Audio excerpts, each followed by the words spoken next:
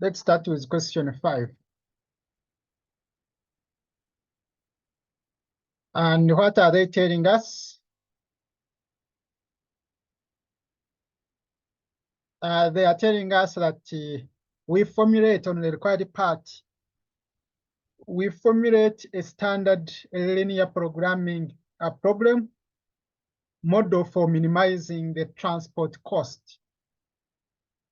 Understand the language of the examiner. This is linear programming number, and I told you we have two methods that we use when we are approaching any question about linear programming question. We use graphical method. We also use simplex method. Those are two methods that you can use to solve any linear programming question. Okay, so you cannot use those methods. You cannot use those methods when you don't have a linear programming model. You must first formulate a linear programming model or a linear programming problem so that at the end you go ahead and answer. Okay. Now, we have two objectives as you approach these questions related to linear programming. We have two objectives. Either you're going to find that you're minimizing costs, or it could be the cost of materials, or it could be time, depending on what you want to minimize as a company.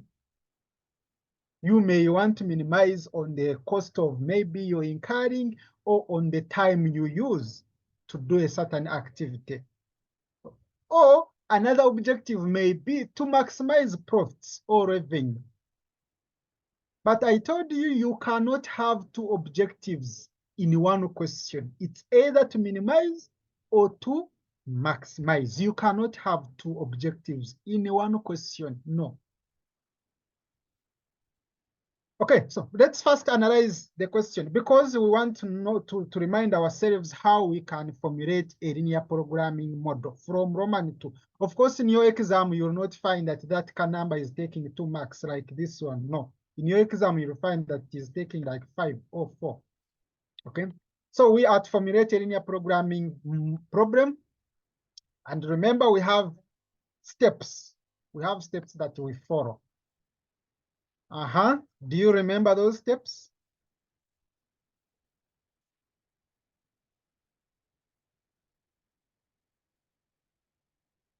You remember those steps? This is question what? Question 4 or question 5? Question 5.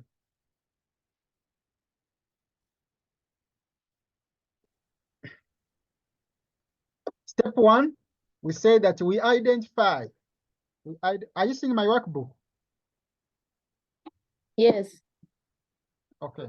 Step 1, we say we identify and define decision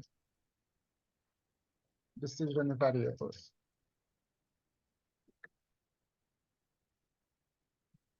Identify and define decision variables. In our question, what are decision variables? So we read it through and see. Let's read it through our question and see.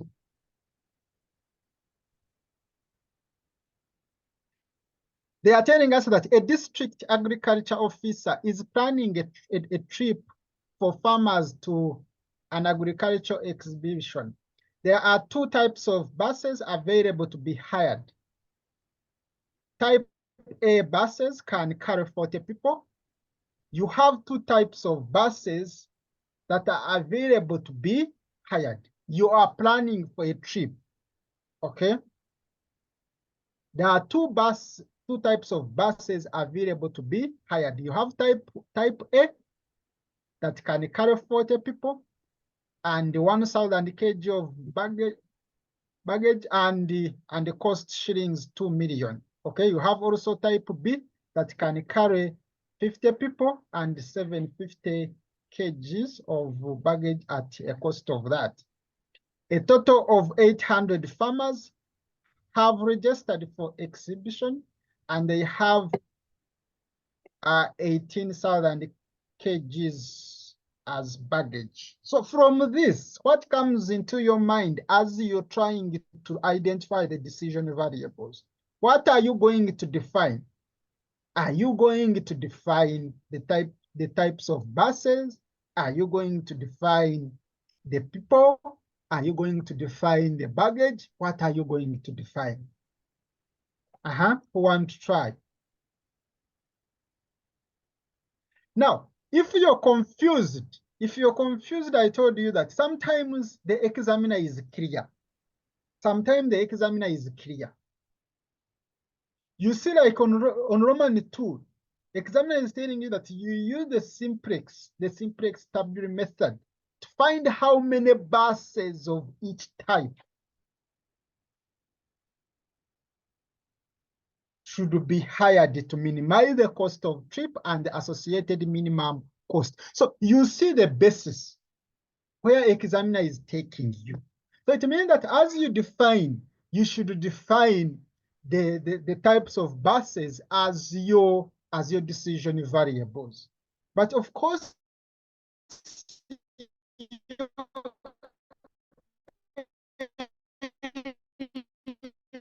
is to get the number of buses of each type. So when you define, we are going to say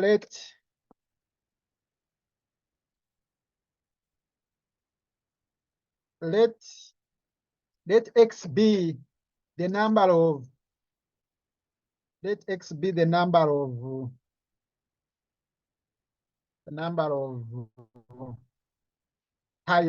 type A buses to be hired. Then I also say, and y be the number of type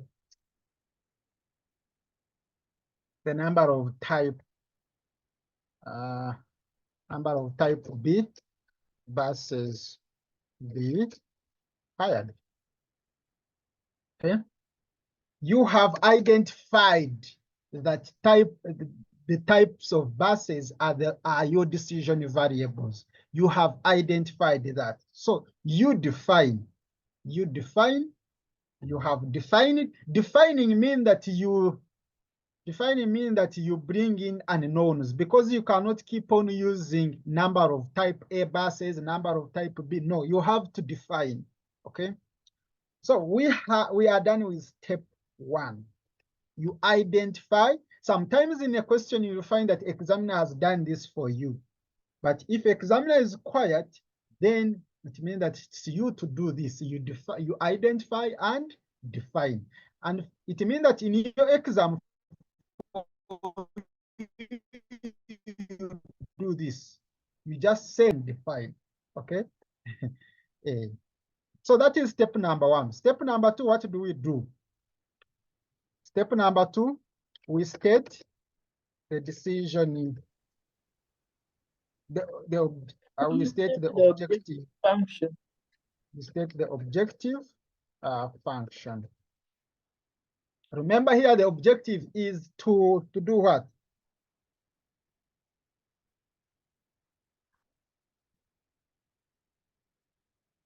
Here objective, let me see, depending on how the figures are given. Okay, you have costs.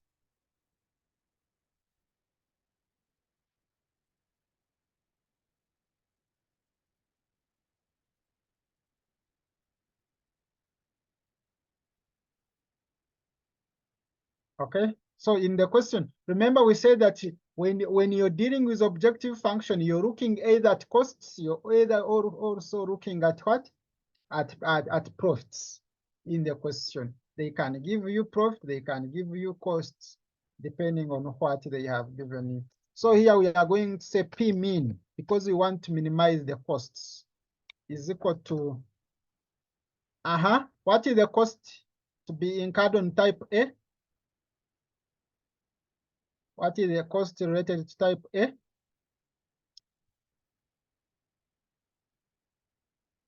They are telling us that type A buses carry 40 people and 1,000 kgs of baggage. and the cost shillings 2 million. So that is the cost related to type A buses. So it means that for you, when you're stating your objective function, here the objective is to minimize costs. So what is the cost related to type A? What is the cost related to type B? You can incur 2 million to hire just one type A bus. So you are going to say 2 million. We can keep 3 zeros, okay? Type, I am going to say 2000 X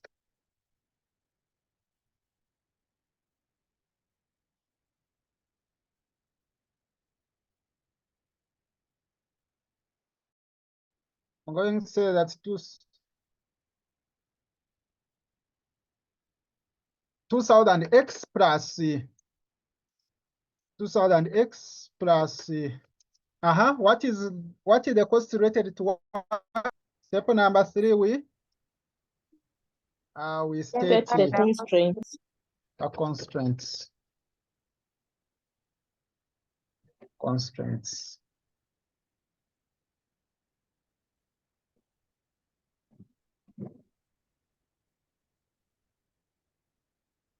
From our question, what are our constraints? The constraints, let me see.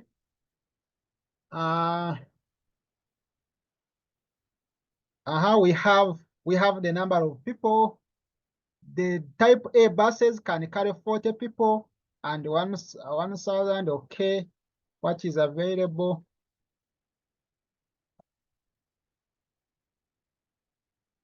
So we have the number of people and the number of baggage.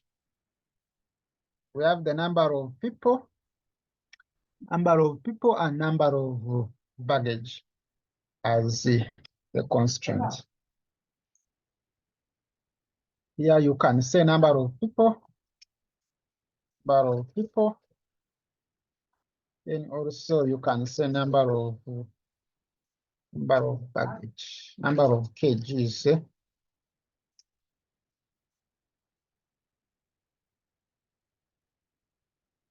Number of baggage or kgs. Here you have X. You have X and the Y. Okay. Type A can carry how many? Let me see. Rather X, our X has how many? Type A buses can carry 40. You put 40 there. Also 1,000. Let's put here. Here it's 40. That is X and number of baggage 1,000. Then for Y? 50 and 750.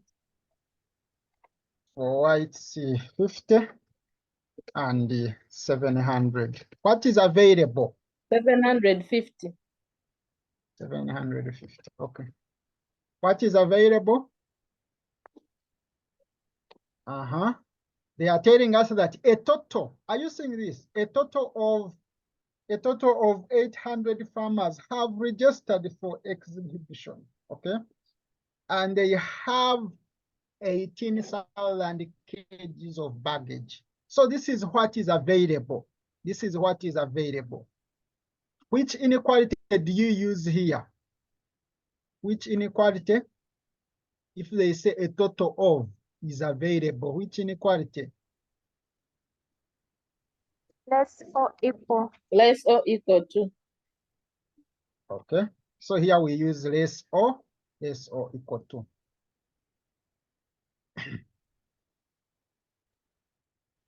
That's the only number available. So we use less or equal to. Even here. Number of people available, how many? 800. 800.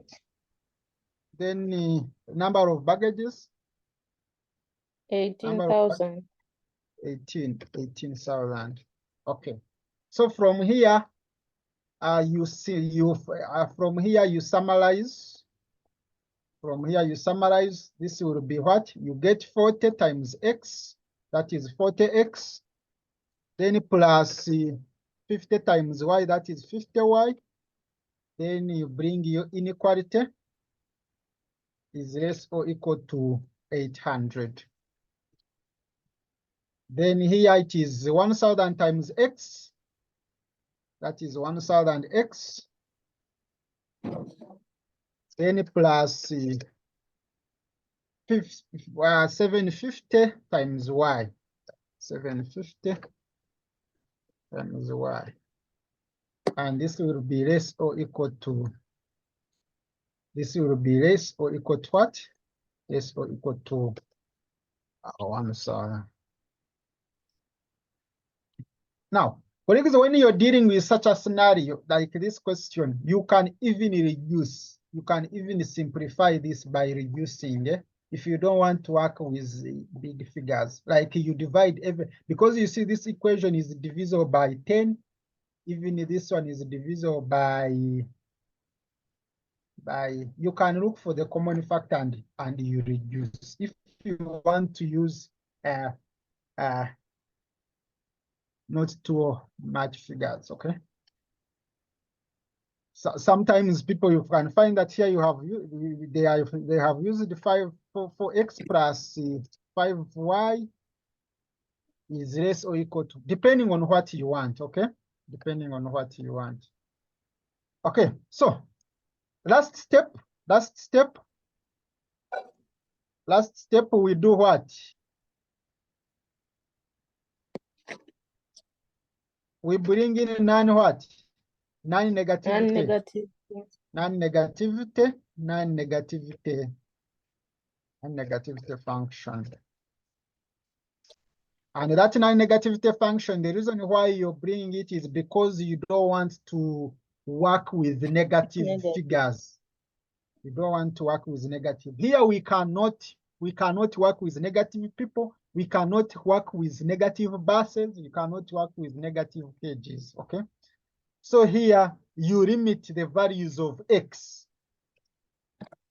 Values of x and values of y to be greater or equal to. To be greater, these ones must be greater or equal to. Greater or equal to what? Greater or equal to 0. You have to state this because it's a math, okay? You can use this way, or you say x, x is greater. X is greater. Then you also say y is greater if you don't want to use the first option. All these ones mean the same, okay?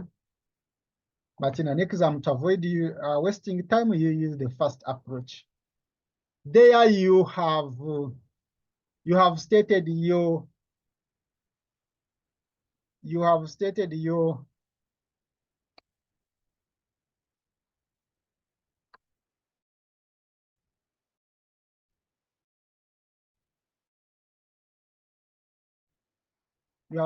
linear programming. Okay, so from here, before we proceed, any question on this?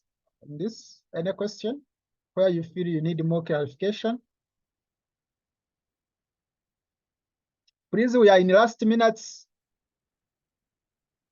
We are in last minutes. You should try as much as possible to understand. Poroscovia, are you in a position to?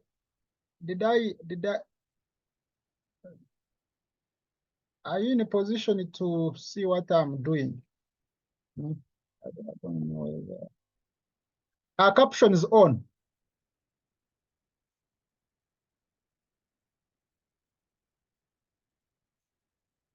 Someone to confirm?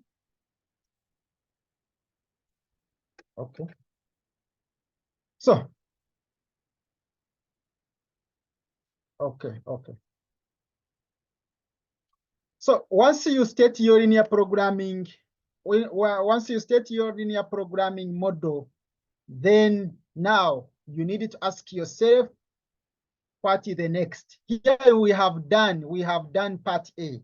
Let's look at Roman 2. Let's look at Roman 2 before I bring in issues related to simplex method and the graphical method. Now, assume there was no Roman 2. You solve this linear programming model the way it is. Assuming there was no Roman 2, you solve this accordingly, the way it is. But because there is that Roman 2, where they are telling you, you formulate a dual problem. That Roman 2, here they are telling us we generate the dual to the primo problem in Roman 1. What you have stated in Roman 1, this is your Roman 1. This is the primo problem, this one. What you have done is primo problem. Primo problem means what? This is the original problem based on the original objective. Your original objective, as you are stating this model, your objective was to minimize. Here, our primo problem, the objective was to minimize. Here, objective was to minimize. That was the objective, to minimize the costs. That was the original problem. But when they say you've generated a dual problem, then it means that they want you to change from minimization to maximization. Every time you see that, it means that you must change from minimization to maximization. And also, colleagues, I want to emphasize this.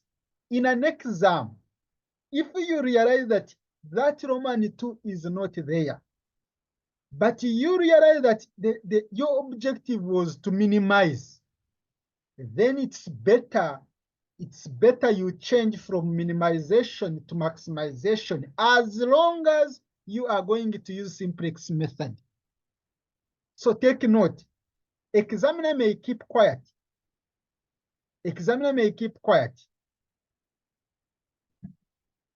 About you generating the dual problem. Yet in the first model, your objective was to minimize. So colleagues, if you're going to use simplex method, as a must. With simplex method, we actually work with maximization problems. So it's something you need to learn from now, because I have not been emphasizing this. Okay, with dual problem, it means that here we must change the original objective from minimization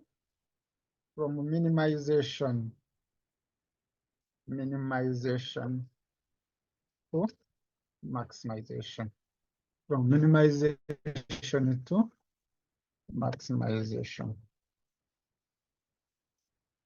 How do you change this? These are free marks, colleagues, and this one has taken time. I suspect they might surprise you. This one has taken time minus appearing. Okay. So how do we change from primo problem to dual problem? How do we change? So it means that now, what was just key things to note,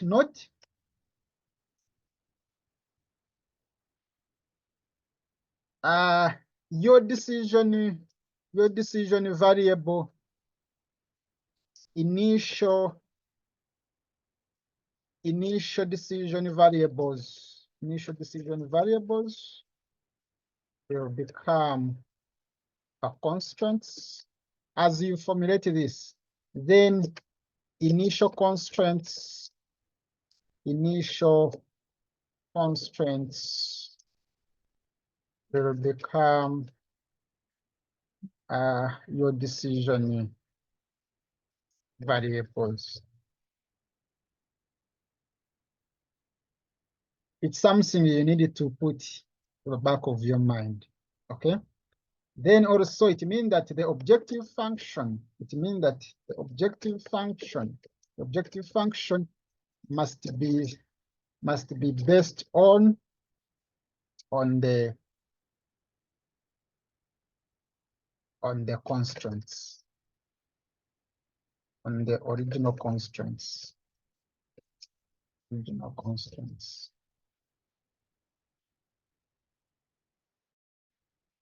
Because now it means that this objective function here, as you state this objective function, you will not be having x and y. Instead here, you will be having your constraints here, because they are the ones to make the objective function. You are changing from minimization to maximization. So it means that here, like now, for example, here, our objective function will be what? I can define. Now, colleagues, it means that you need to define now your new decision variables. You need to define your new decision variables. So you can say let it can be A. How many constraints do we have? There are only two. Let A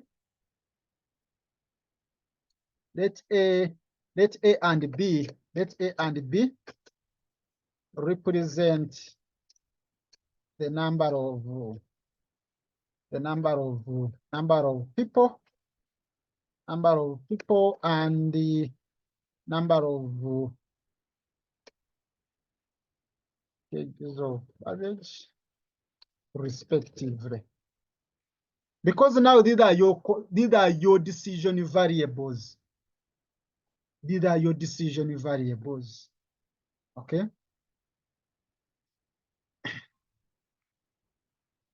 So it means that now you will say, instead of putting P mean, remember now you're changing from minimization to maximization. So it means that your new objective function, our new objective function will be maximizing.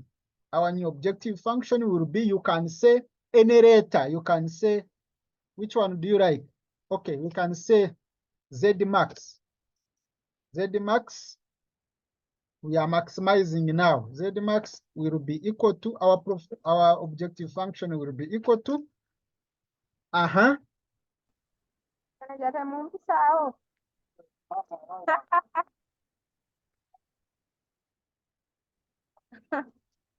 Wanji? Now, colleagues, when you join, avoid Aja kudosange papa. Eri. some of you will be shocked.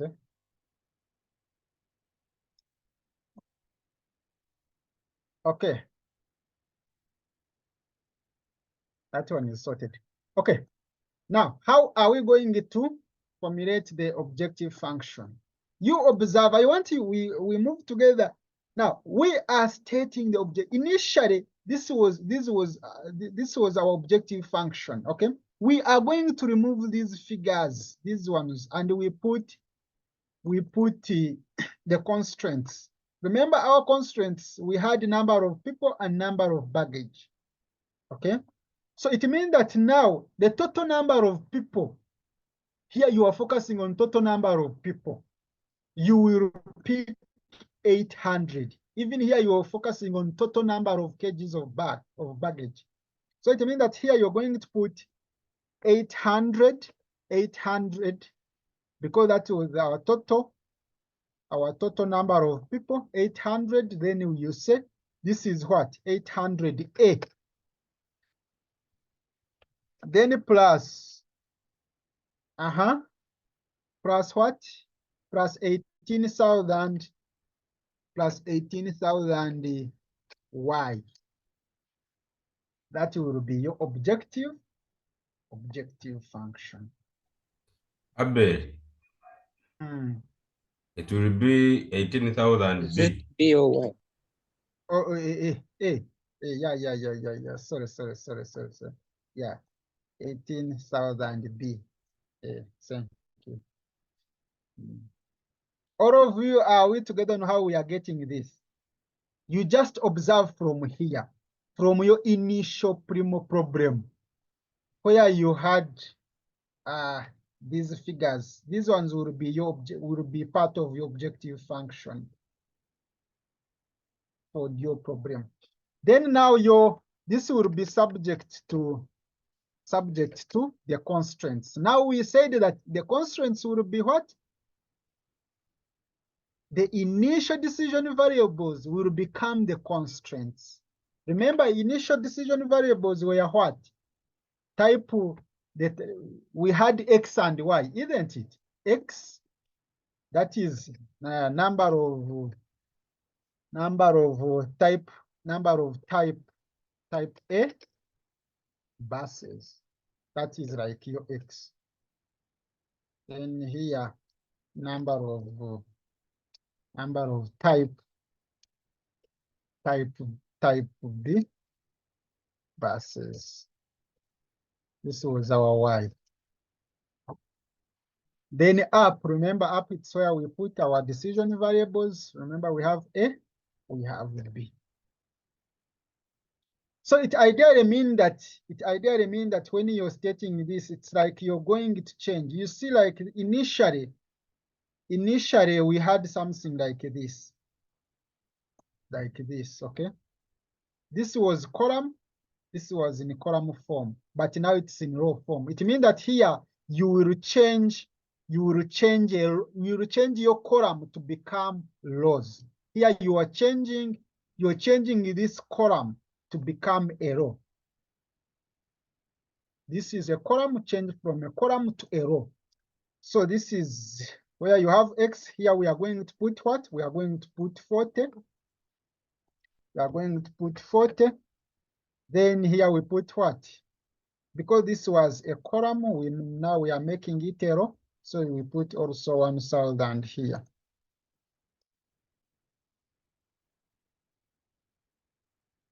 Initially, this was our column. Now it is becoming a row.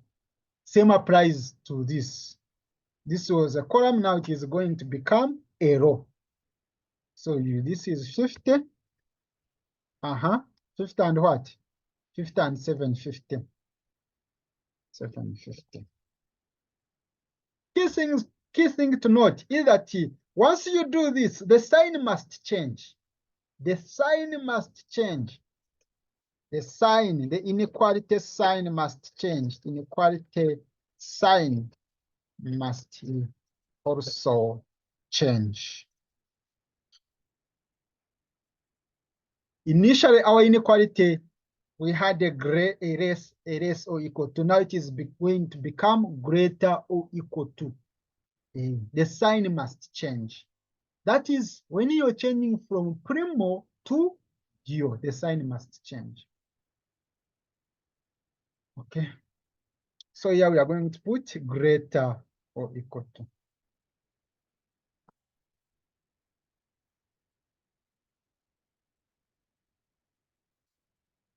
Now, what are the figures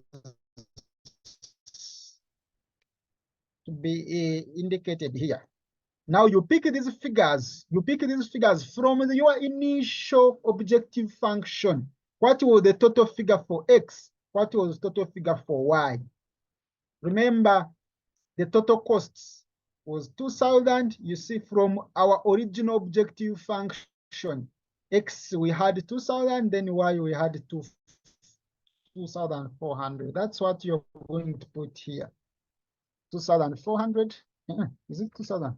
2,000. Then here it's 2,400.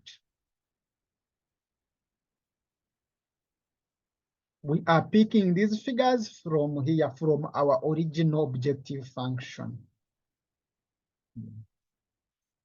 And that's all. Then your non-negativity.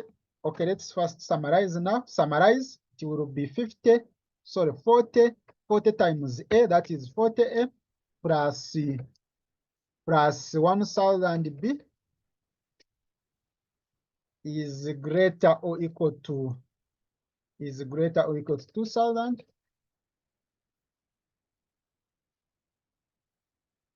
Then here it's 50A plus 750B is greater or equal to 2400. Then you bring your non-negativity. Non-negativity.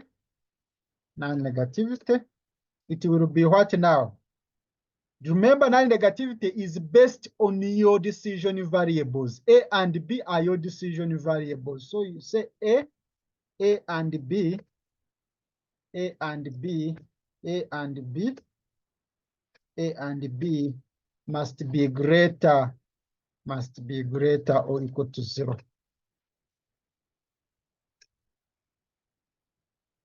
A and B must be greater or equal to 0. And that's always Roman 2. This is called dual problem. You have changed from primo problem to dual problem. And you can rely on this model. You can rely on this model when you're using simplex method. It means when you're using simplex method, all signs must be greater or equal to. When you're using simplex method, it's like you're maximizing, okay?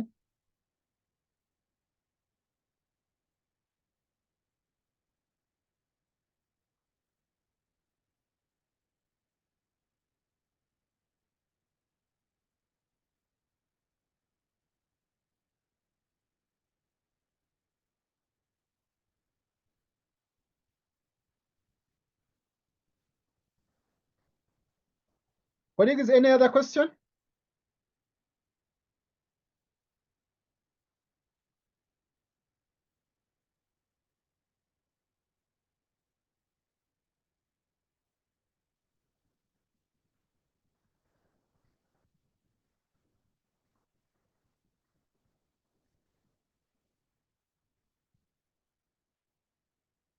So next.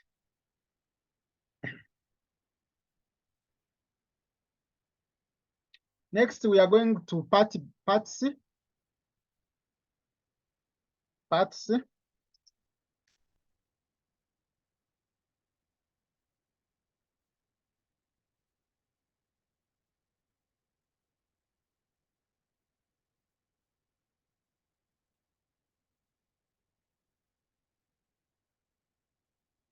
Part C, now we sort of using simplex method.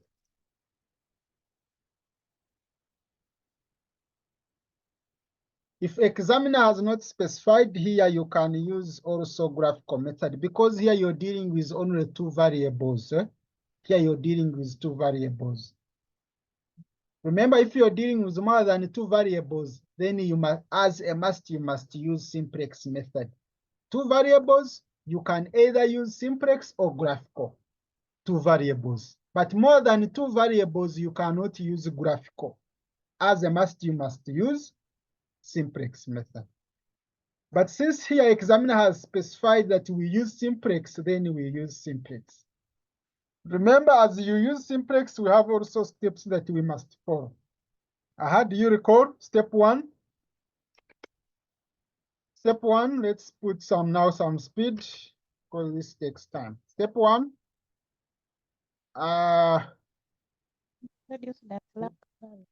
introduce the slacker variables. Why are you introducing the slacker variables? You want to remove the inequality, and at the end, you want to know whether there is unutilized resource. Okay, so you're going to say let maybe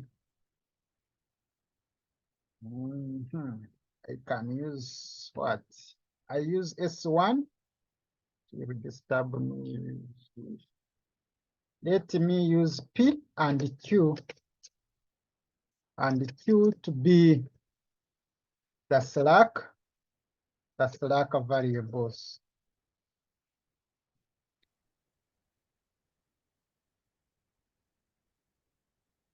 Okay, so you remove. How do you remove? Now this was your inequality. You're going to say that here 40A plus 1000 B. Then you add the slack variable. The slack variable P will be equal to here it was. Now you remove the inequality. Since you have introduced the slack variable P, you remove the inequality. This one, you remove the inequality. Same applies to next 50A plus 750 plus now bring the your slack variable Q is equal to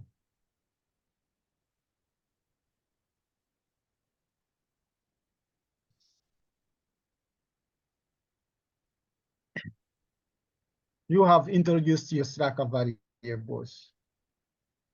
Okay, from here, step number 2. If you have 3 equations, then it means that you will need 3 slack variables, P, Q, and R maybe. If you have 3 inequalities like here. So next, step 2, what do we do? Step 2, what do we do? You formulate the initial simplex table, or you call it W. What do you need as you formulate this W? You need solution. Where you have solution variable, start with slack variables. Indicate that I want, for example, we are in final touches. We might not have a lot of time to keep on repeating this. Try to master. You may ask a lot of questions here. As long as you need more clarification, I am ready to repeat for you. So here, what you put are your slack variables. This first column, we put the slack variables. You put P, you start with slack variables. But this, you take note that they will keep on changing. As you do your workings, what you have here will keep on changing. And I will be explaining that. So you put P and Q. Then from that here you will put your objective function. Your objective function, it was Z. Is it Z for this your problem? What was our objective? Have we stated the objective function? The objective function is this one. So you can put Z. So then what do you put here? Of course, you're picking figures from here. Where you have A, put 40. Here we put 40. Then 40, this is like in a column form. Here you put 40, then 50 in a column for A. 40, then 50. And of course, where you have objective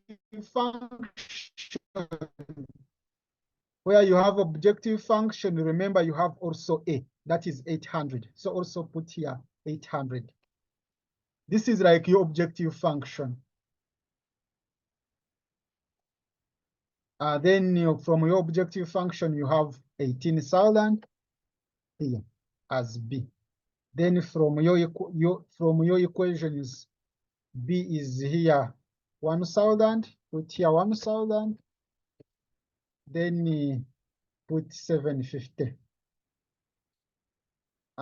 Then for slack variables, You ask yourself in equation 1, do you have the slack variable P? Yes.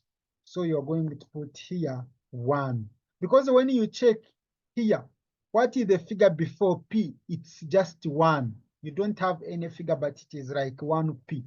That's why we are putting 1. And you see that in equation 2, we don't have P. So we put here 0.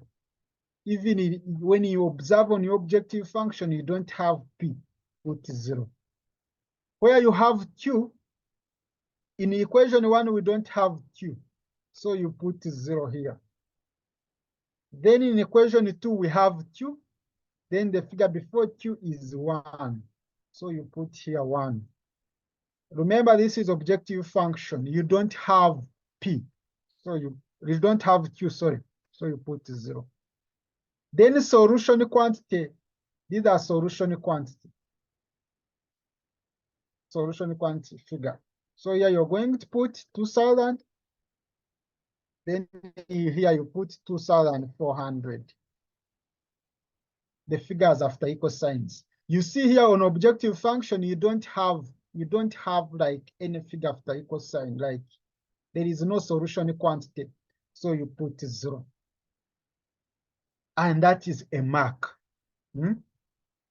You have formulated the initial simplex tabulae. So from here, what next? Someone called Suri. I don't expect you to be using 2 names, yet you're 1 person. Don't expect you to be using 2 names, yet you're 1 person. Kindly quit 1.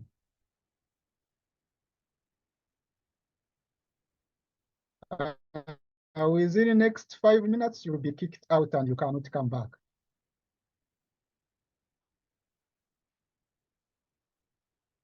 Next step.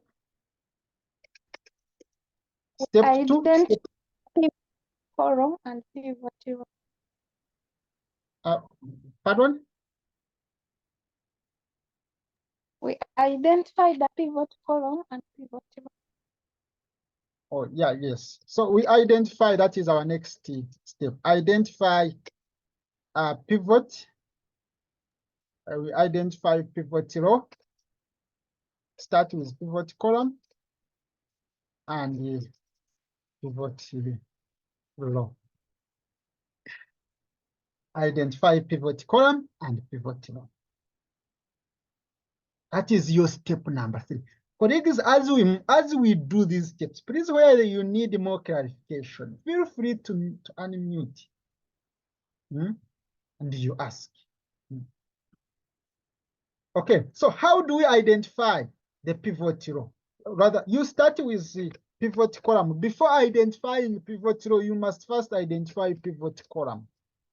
How do you identify pivot column? Pivot column is that column with the highest value on Z.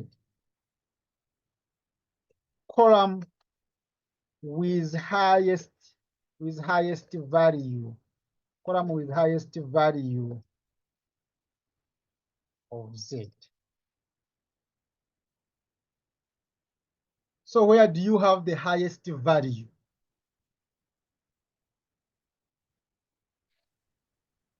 Where do you have the highest? Column. The highest value. Column B. So this is where you have the highest value, column B. So that will be your pivot. Now in an exam, you put like the arrow. You put like the arrow showing that you don't need to forget. This is your pivot column. For me, I can use like this to know that this is my pivot column. Then how do you identify pivot row? Pivot row. Pivot row, that is, now with pivot row, you will come to your solution quantity, where you have solution quantity. You get the figure on solution quantity, this one, 2000, then divide by the corresponding figure on pivot column. You get 2000 divided by the corresponding figure on pivot column. This is 1000. Do the same here. You get this divided by the corresponding figure. Then from here, choose the lowest. Choose the lowest. Where you have the lowest figure, that will be your pivot row. So it means that our pivot row is this one. That is our pivot row. That is our pivot row.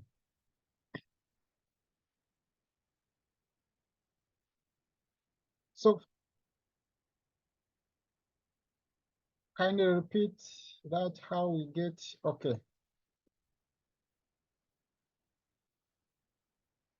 From our, as you get your pivot row, I said that you observe, you use your calculator. Come to your solution quantity column.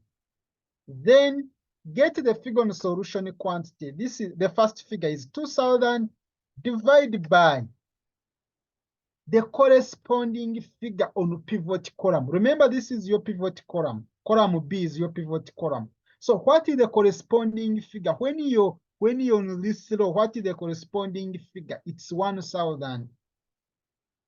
You get that 2000, this one, this 2000 divided by the corresponding figure on pivot column.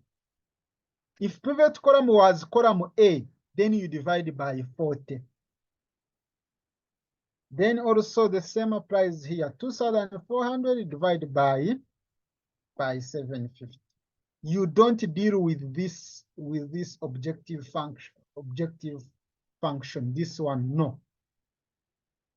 With objective function, this one, no. We don't look at it when we are handling or when we are looking for pivot row. Sharon, is it clear? Yes, thank you.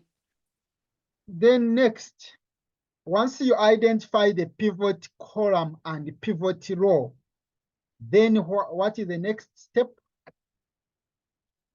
Now, in an exam, you will not indicate this. You will not indicate this. You will just be knowing in your mind that this is your pivot column, then this is your pivot row. Or you can put a star.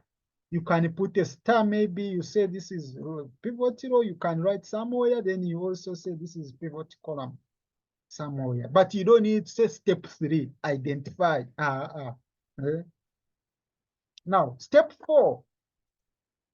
Step 4.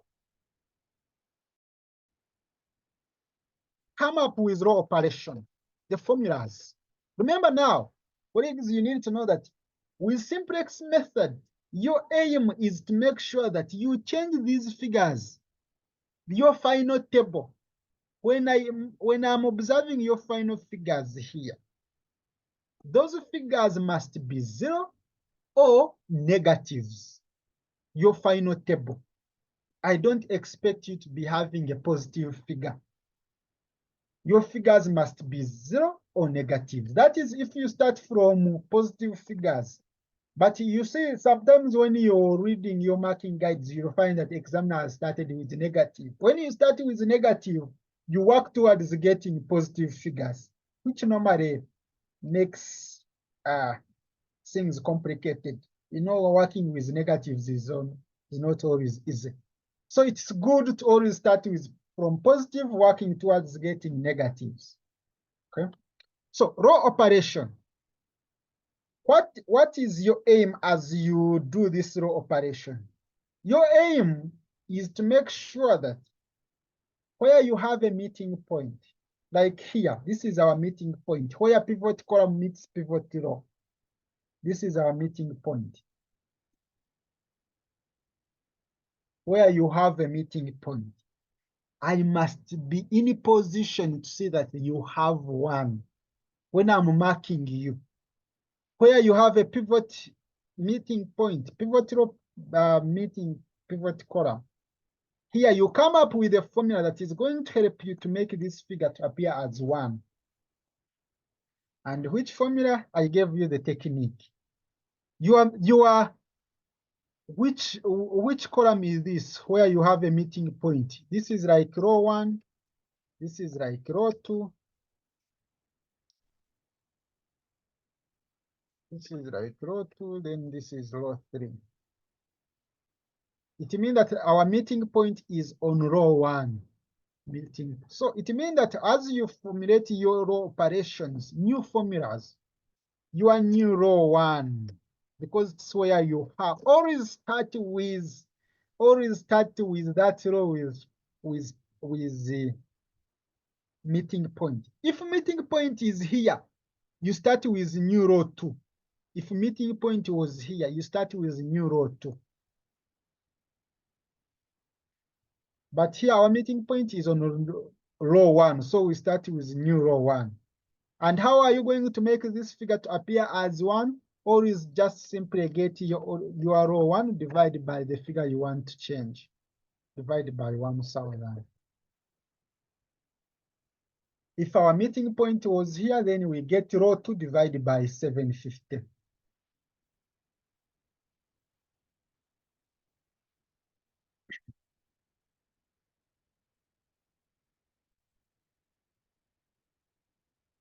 So we kindly use one device. Anna, use one device. Either use a phone or use a laptop, but don't use both. This is the last warning.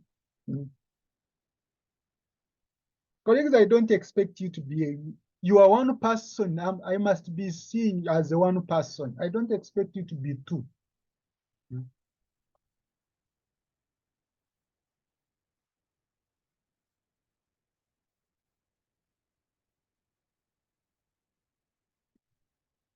So next is to get now.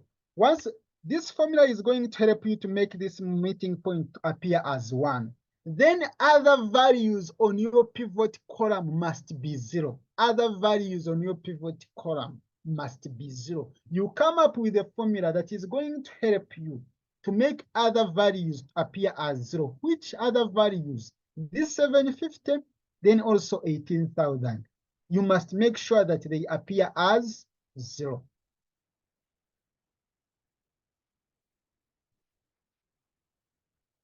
Okay, so which formulas are you going to use? So it means that you need new row 1, sorry, new row 2. You also need new row 3. I gave you the best way you can get this. Do you recall? Do you recall? You want to make sure that this figure appear as 0. So the best way is to get the row you want to change, that is row 2, minus the figure you want to change. This is the figure that you want to change, 750, times your new row 1, where you have the pivot row, the meeting point. If the meeting point was, let's say, here, then you could be multiplying by new row 2. New row. If a meeting point, if you started with new row 2, and from new row 2 you want new row 1, then it would be the row you want to change, row 1, minus the figure you want to change, let's say 1000, like here, times new row 2.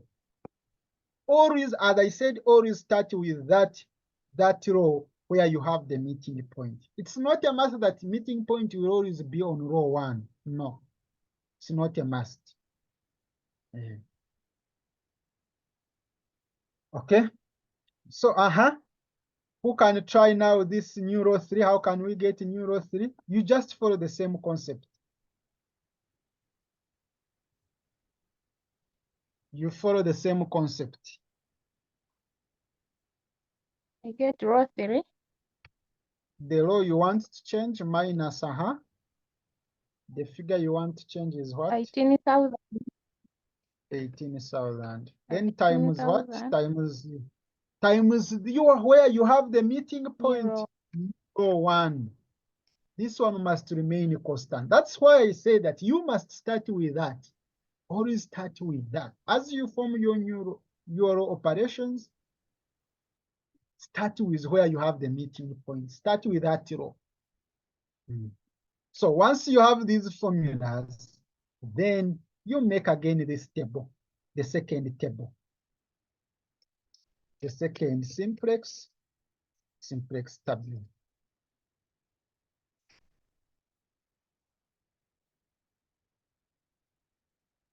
And as you make that table, you will be following this formula. These formulas, yeah. Okay, so let me just do this. This is like your new row 1. This is like your new row 2. This is like your new row 3.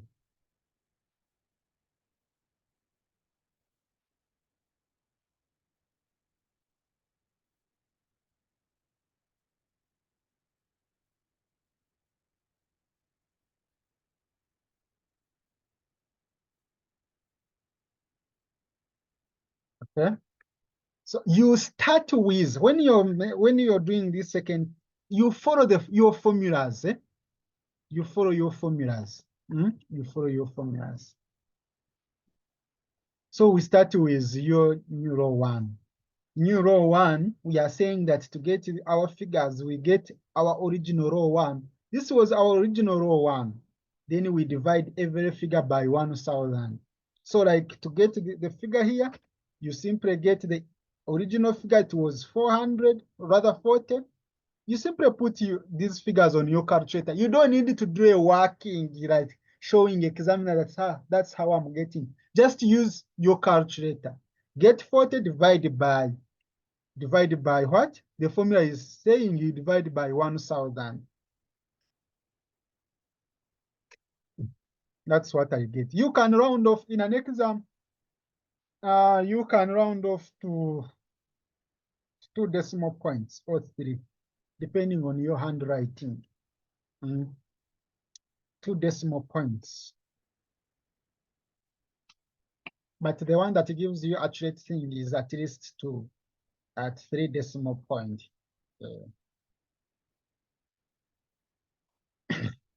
Then here, you follow the formula. Initially, what was the value here? Initially, the value was 1,000 divided by 1,000. Then here it was what? Initially, it was 1 divided by 1,000. Then next, here we had 0. It will be 0. Just here put 0. Then here it will be 2,000 divided by 1,000. Are we together in this step? Are we together? Yes. Eric, Yes. Eric, are we together? Yes. Yes.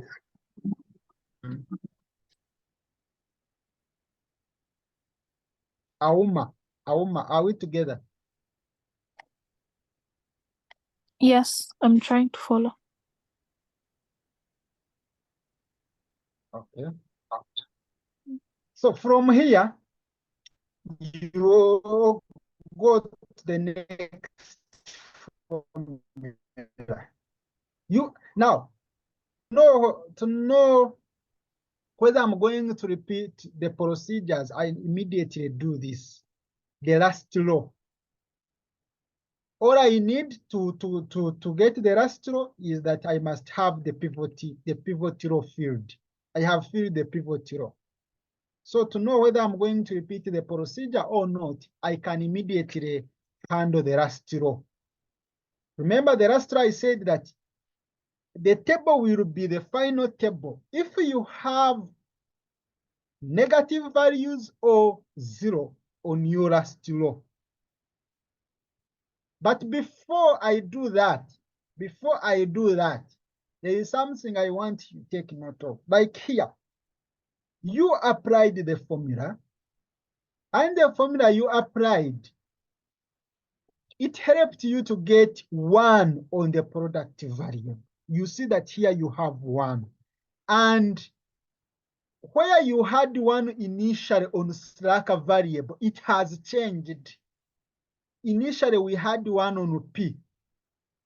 We had 1 on P, but now we don't have 1. So it means that this P must change. This P must change. It must change to what? It must change to where you have 1. I have 1 on B. So here I must put B. P has changed from 1 to another figure. So I don't need to keep P here. I don't need to keep P here. Here, I don't need to keep P here. I must put unknown. I must put unknown where I have 1. If 1 was here, then I put 1 here. But assume now, colleagues, here some scenarios happen in an exam. Assume now, after applying the formula, you have 1 on A, you have also 1 on B. What do you do? Because I'm saying that I put B because it has 1. But what if I have 1 on A and I also have 1 on B? What do I do? Now you go with unknown on the meeting point. The meeting point was on B. You go with that one. These scenarios happen in an exam and students be confused. Okay, so next, let me fill the last row to see whether I'm going to repeat the procedure. Because once I know that I'm going to repeat the procedure, I must do all these things very fast. I increase the speed. You get? Otherwise, you will only do a simplex method number. So I follow the same formula. They are telling me that I get R3, the original R3, row 3. Here I had 800, then I subtract, open bracket for this. On your calculator, put 800 minus open bracket. The problem, you don't follow what we tell you. On your calculator, put 800 minus open bracket. This figure, sorry. Yeah, because on the formula it is 18,000. So on your calculator, you say 800 minus open bracket 18,000 times what? The formula is telling you multiply by what? By new row 1. So what is the figure on new row 1? This is the figure, 0.04. So you set 18,000 times 0.04. Then you close bracket. Then you press cosines. Do you get 80? Yes. Do you have 80? I repeat, Yes. on your calculator, put 800 minus open bracket. You follow the formula. Once you open bracket, write 18,000 times new row 1. What on this point? What is new row 1? 0.04. Then once you see 8, it means that you must repeat the procedure because this is the figure, positive figure. It's not 0. So you have to put some speed. Then here it will be the same. What is the figure here? The initial figure, it was 18,000 minus open bracket.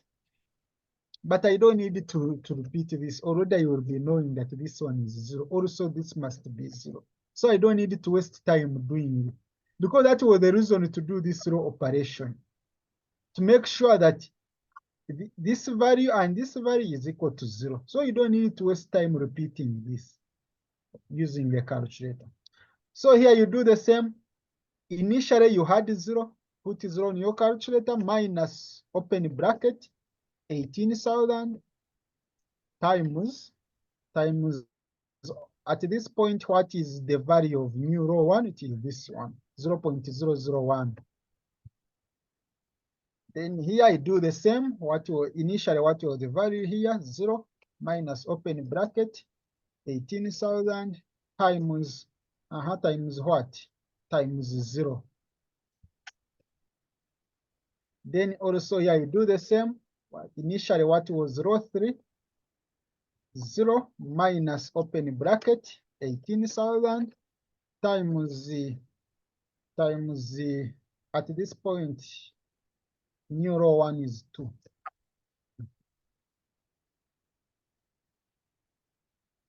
Okay, so I'm done with that. Then you can also fill this at this. Remember, this is a new row 2. So new row 2, you are following this formula. You're following this formula. So they are telling you to get the figure, you go to your original row 2. Original row 2, we had 50, put 50 on your calculator, minus open bracket. The formula is telling you, you put 750 times, what is new row 1? When you hear new row 1 is 0.04, close bracket, equal sign. And then here it will be, what was the figure here? It was 0 minus open bracket 750 times what is new row 1, 0.001, close bracket. Then here it is initially what was the figure here? 1 minus open bracket 750 times what? 750 times 0. Then here it will be, initially we had 2,400 minus open bracket 750 times new row 1. Do you have this on your calculator? Yeah. So Yes. from this, what are you going to put here? Are you going to maintain Q, or Q is going to change? I want to hear from you. Are you going to put Q, or it will change? We maintain. We maintain Q because we still have 1 on Q. And the colleagues, take note also that product variables change 1. You don't need to keep changing. Product variables change only 1.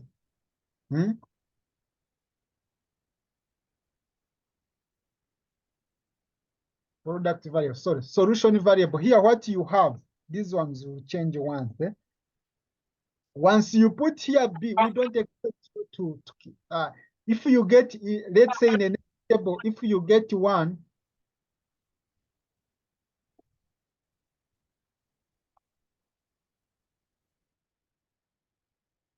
in the next step, maybe if you get 1 here, let's say here, don't change and again say that this is B. No, you change once. You change the product variable 1. Maybe what can change now is from a slacker variable to A, but not from Q to again to B. No. We expect the product variable to appear once. So we are repeating the procedure, colleagues. Why? Because we still have a positive value on Z. You must repeat the procedure. And which procedure? Of course, starting from identifying the pivot column and pivot row. This is like this will be your initial simplex table. This one. So this is your initial simplex table. Identify pivot row and pivot column. From identifying pivot row and pivot column, come up with row operations, then you do another table. Okay, I believe now you know. From here, what is our pivot column? This is our pivot column, isn't it? Remember the pivot column, that column with the highest value on Z. This is where we have the highest value. So this is your pivot column. Then what is your pivot row? Come back, go to your solution quantity, get, you can do like side work. Get this figure, or using your calculator. Get this figure, divided by the corresponding figure on pivot column. This is your pivot column, the corresponding figure is 0.04. Then you do the same here. You get this divided by 20. Now what will be your pivot row?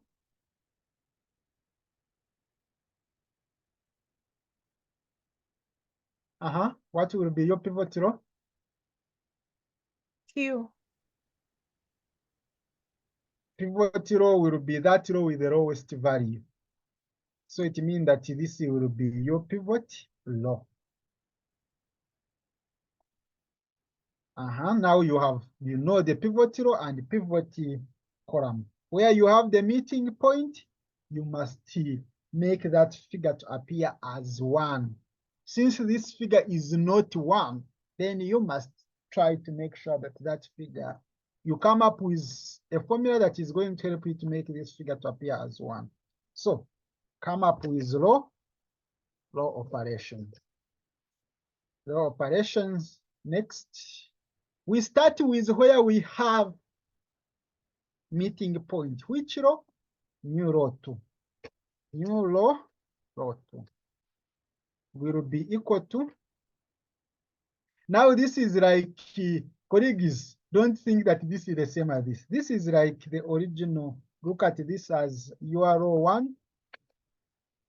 Like your original row 1, original row 2, original row 3. Okay, so we are saying, how do we make this figure to appear as 1? You get row 2 divided by that figure. Because if you get 20 divided by 20, you get 1. Then you try to come up with other formulas to help you to make these values, this value and this value, to appear as 0. So it will be new row 1, and also new row 2. No, sorry, new row 3. We want to make sure that these figures appear as 0. Which formula? Row 1. The row you want Row to change, 1. that is row 1. Minus. Minus 0.04. The figure you want to change, that is 0.04. Is new row 2. Times new row 2. Yes. The technique is that as you get the row operation, you simply get the row you want to change. Here, this is the new row 1. It means that you want to change from original row 1. So you get that row you want to change, minus the exact figure you want to appear as 0. You want this figure to appear as 0. So that is what you will put. Then times your, where you have pivot row. And that where we have pivot row is new row 2. Okay, then here for new row 3,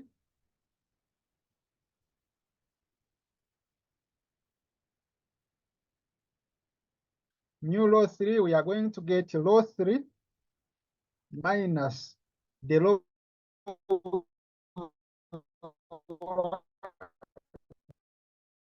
the figure we want to change, 80 times the same of like here. Okay, so you make another table, the third table.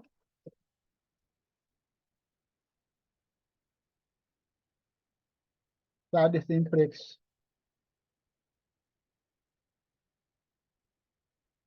Third simplex table. Okay, so we start with what? Neuro 2. Remember, this will be like your neuro 1.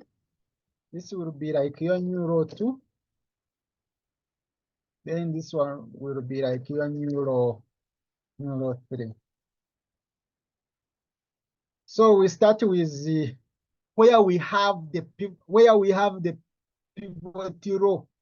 You must start with that, because without that you cannot fill other rows. You need neuro 2 to get neuro 1 to get neuro 3. So you must start with that.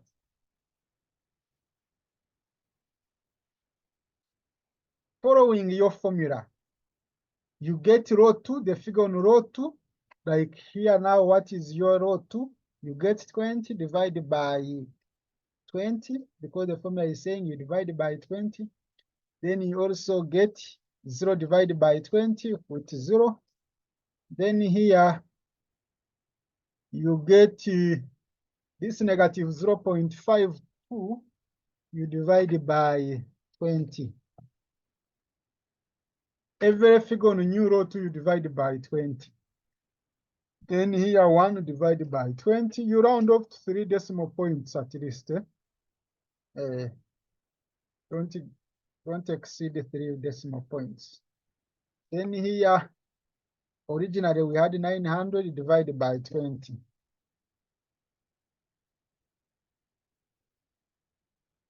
Once you're done with this, then you can start with any other row. As I said, I normally start with the last one to know whether I'm going to repeat again the procedure. So you do. Now, before I go to the next, are we going to change? Remember, we had the Q. Zoom. Remember, we had the Q from our second table. So are you going to maintain Q here, or you are going to change Q?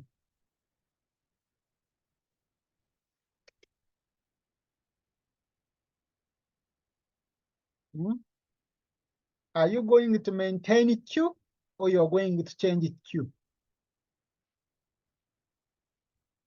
We're going to change to We A. have to change, because you see that the Q is no longer 1. So we are going to put now what? A. We are going to put A, because it's now where we have 1. So from there you can handle any other row. You get like to get row 3, we are told that we get 80 minus open bracket 80 times new row 2. That is new row 2. You have what? 1. You must get 0. Then here you get 0. Initially you had 0 minus open bracket. The formula is saying put 80 times new row 2. That is new row 2. You have 0. Now, for example, once you see you have this on product variables, know that you're not going to repeat the procedure. Mostly we normally focus on the product variables. Even if you have the positive figures on the slack variable, there is no problem. But on product variables, when you still have the positive value, you must repeat the procedure. But here, you see that our values are 0, 0, so this will be our final step. But assume this was like positive 2 or positive 1, you repeat the procedure. But in an exam, mostly you don't exceed 3. You don't exceed 3 tables. So here we are simply going to get, so you can continue, you can get figure here, negative 18 minus open bracket. On your calculator, you must start with, you put negative 18, the way it is, then minus open bracket. 8.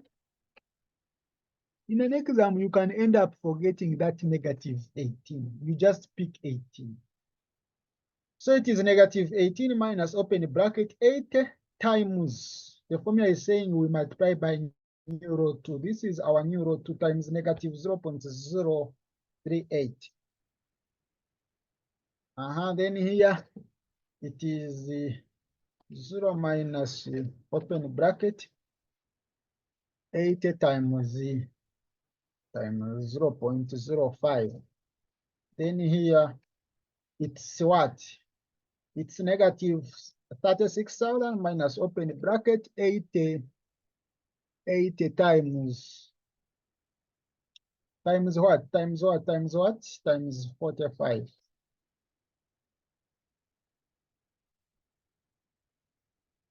I'm done with that. This is my Z. Then I come back at new row 1. New row 1, I'm going to get what? I follow the formula, but you don't need to waste time on new row on this one. No, to show you. You're getting a new row 1. Originally, new row 1 was 0.04 minus open bracket.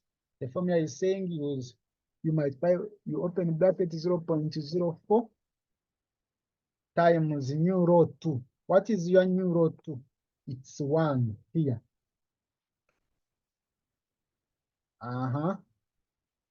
You're getting 0.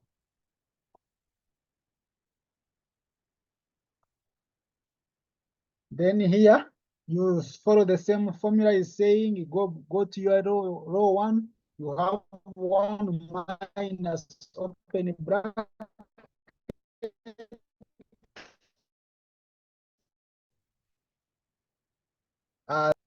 Then times at this point, your new row 2 is 0.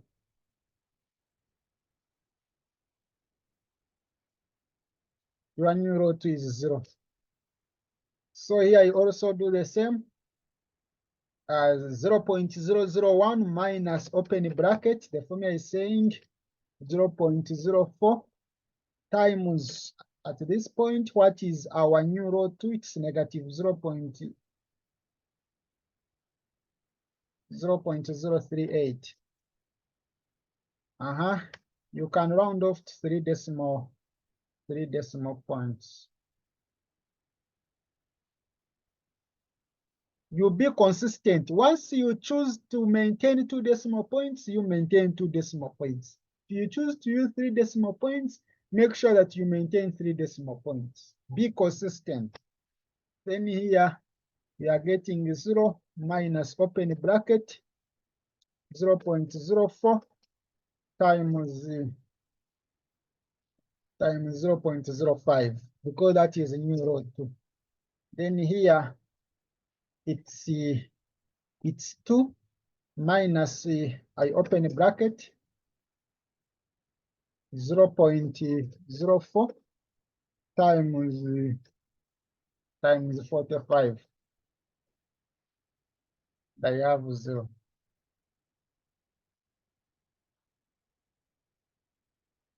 That's what you have.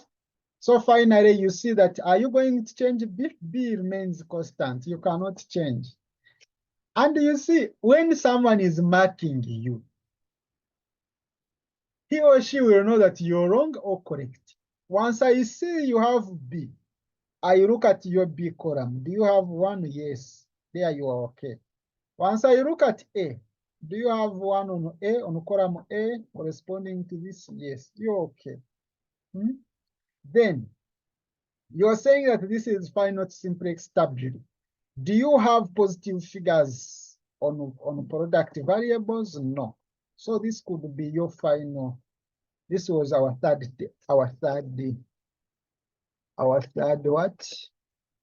simplex stability. And you tell the examiner that this is final stability.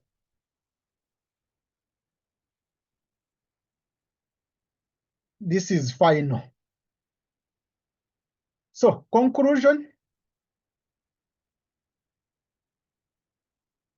How are you going to conclude? Remember,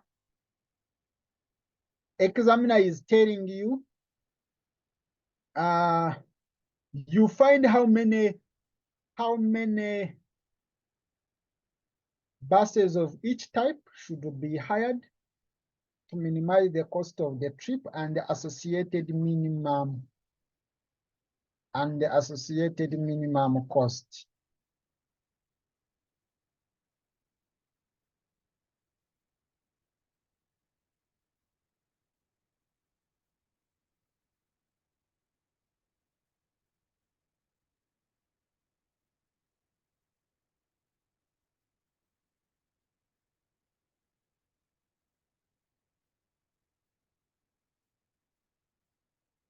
This is where students normally fail.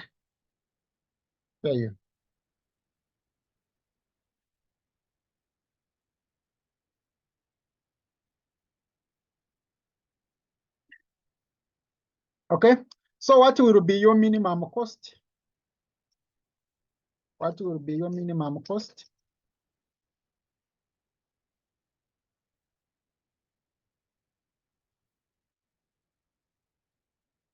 And what will be your number of type A buses, number of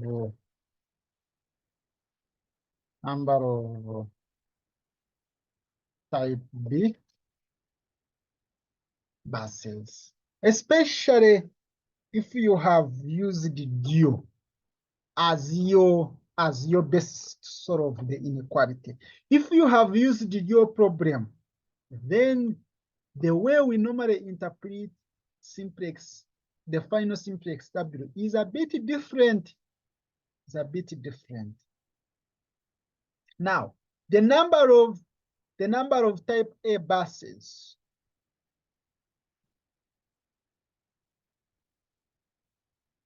will be, okay, the minimum cost is this one. This one is your minimum cost. But where you have a negative, you put a positive. Remember, these values you see on this column are solution quantity. These values were in 1,000. These ones, they were in 1,000. So as you pick this figure, in your mind also keep knowing that this is 1,000. So it will be shilling, the minimum value is shilling 39,600,000. That is the minimum cost. Don't mind about negative. It's negative because we are using simplex method. So that is your minimum cost. Then the number of type A buses. This time you will not base on this. You instead look at your solution variable, where you have the last figures, 15 and 4. That's what you pick. 15, that, remember P is related to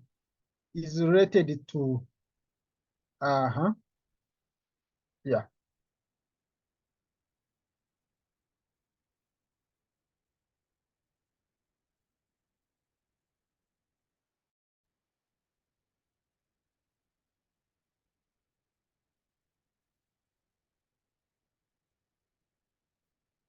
Here it will be 15. It will be 15, then here it will be 4.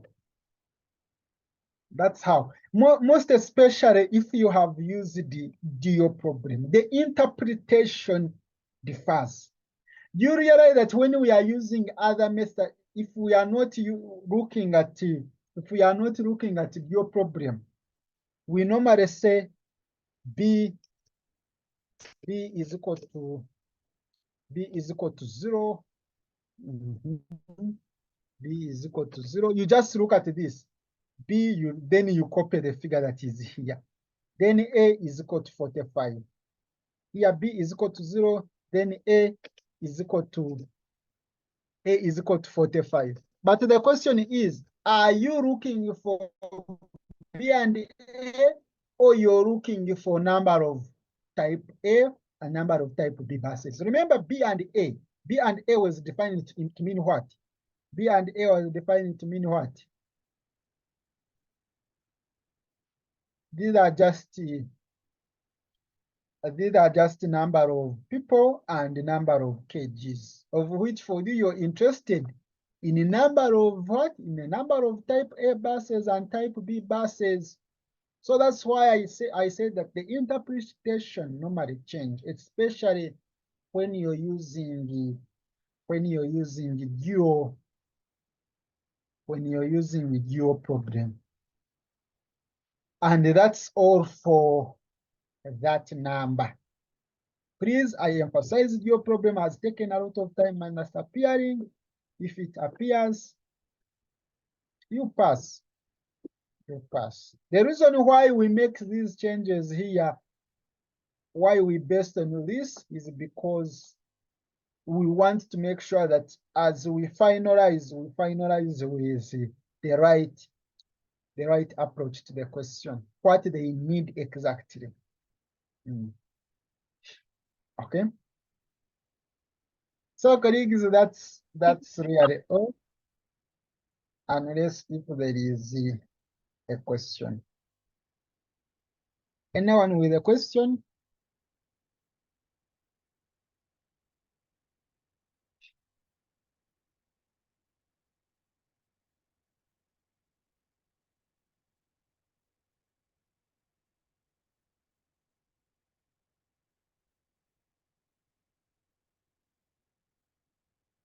Are we good to go?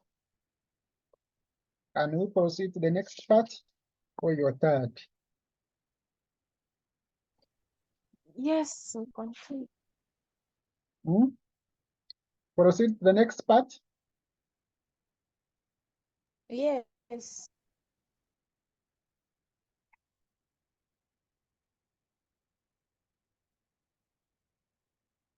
Now, colleagues, when you want to mark yourself, whether you're right or wrong, this is very, very key, but I don't normally talk about this because you be doing all your things knowing that you're correct. Now to test, you find that you're wrong, and now you lose morale. Eh? But to mark yourself, to know whether you're correct. Remember, we are saying that this was like our X, this was our Y. And initially you had objective function related to X and Y. I think at the start, that's where we had X and Y here. If you substitute, do you get this figure? Try to substitute and see whether you get something related to this. Try to substitute where you have X, put 15, where you have Y, put 4. Try to substitute and see.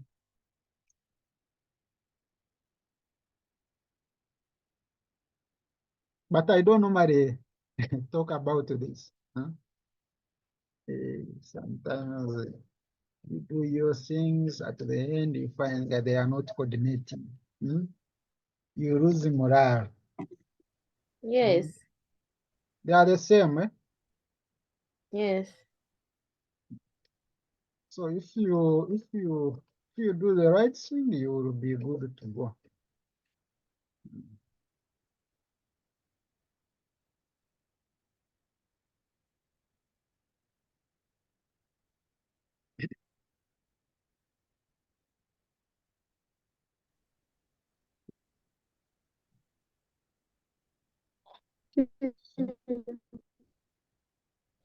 Okay. Now, when you prove and you see this, know that you are 100% correct. You have all the marks. At least you'll be sure.